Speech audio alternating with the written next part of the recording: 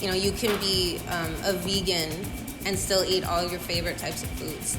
It has a lot of color, of course, and San Antonio is all about color and fiesta. And of course, there's spice.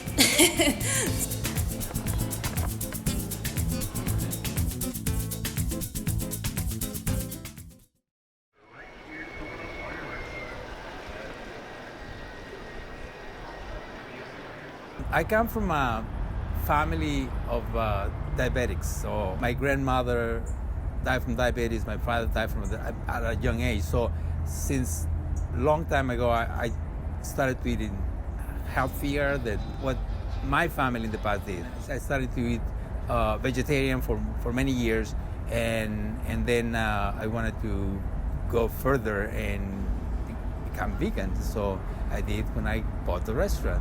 I became vegan March of this year, and it was because I was having a lot of inflammation in my body. I had a lot of pain. I'm a vet tech, and you know, I'm bending down, I'm picking up animals, I have to be focused, and I was in pain from head to toe from eating a lot of dairy and a lot of sugar, and I felt foggy. I wasn't able to concentrate. I constantly felt tired all the time, just had no energy. I had one vegan meal from this place called Green, and I woke up the next morning like a soldier. I just popped out of bed, totally energized, ready for my day, felt very light and energized, and I was sold after that.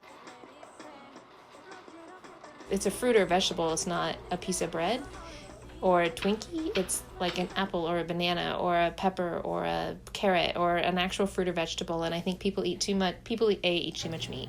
B, they eat processed food. The recommendation from the American Institute for Cancer Research and the World Cancer Society is to decrease meat intake as much as possible.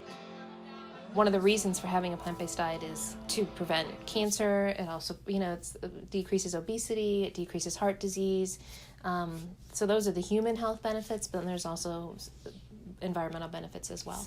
I was just so intrigued, like how I could switch my diet into being like vegan, and there's so many options nowadays that I could switch over to. And the animals was a big motivation, like I said. And as well as the environment. I think it's just so important that I make these steps just in my everyday, and I can have a small impact on the environment in a positive way. It's about being kind to the world. We keep eating like this and, hurting these animals and destroying the environment and the planet. And later on, we're just not going to have nothing, And also being kind to the animals. The animals, I don't like it when people say that animals don't have a voice, because they do. You just got to learn how to listen and to do that research. So that's what being vegan means to me, is just being kind. There's a myth that we need a lot of protein. We actually don't need a lot of protein, right? So the standard American diet's high in saturated fat, can be high in protein, and is high in salt, and high in processed foods. So really taking a step back and focusing on whole foods, which are just, once you start exploring a vegetarian or pescatarian diets a lot, you realize it's not hard. I get that question every day from my mom. She's like, "Are you getting enough protein?" I'm like, "Yes, I swear I am." I know I focus on it more than I did when I wasn't vegan, just because I'm not eating a ton of meat, and vegan protein, they come from different sources, so I have to track a little bit more, but that just makes me more conscious of what I'm putting into my body. Meat is such a big part of Mexican dishes and cheese, in Tex-Mex and everything. So it was a big transition going from eating all that all my life to literally nothing.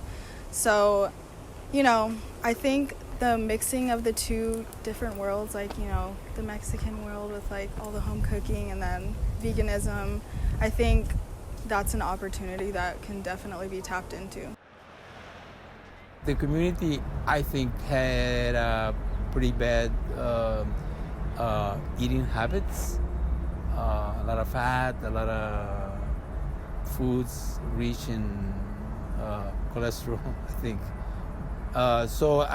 In fact, one of the reasons that I bought the restaurant was me having, in the past, having restaurants in San Antonio. I wanted to give something back to the community, and so I thought that perhaps the vegan restaurant would be one way to contribute to the community and changing some of the habits and for them to eat healthier and live a better life. The food, of course, it just tastes amazing, and I can't believe that there's so much flavor and how full you get just on the vegetables.